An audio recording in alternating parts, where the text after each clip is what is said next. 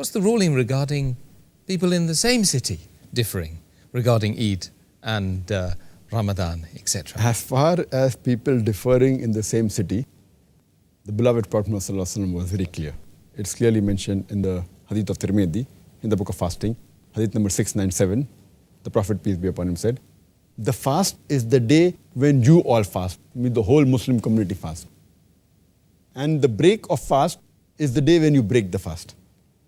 And the day of sacrifice is the day you sacrifice.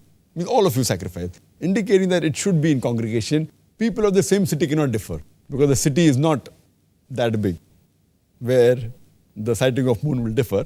So the area of sighting of the moon has to cover at least one city. I don't know of any city in the world which is so big that covers a very large area.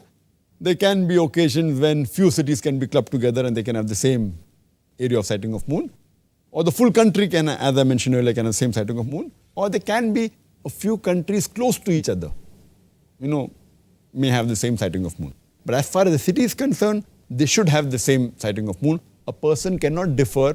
Like in the same city, one person starting Ramadan today, other person starting tomorrow, it's not permissible. All have to start Ramadan together, end Ramadan together and celebrate Eid together.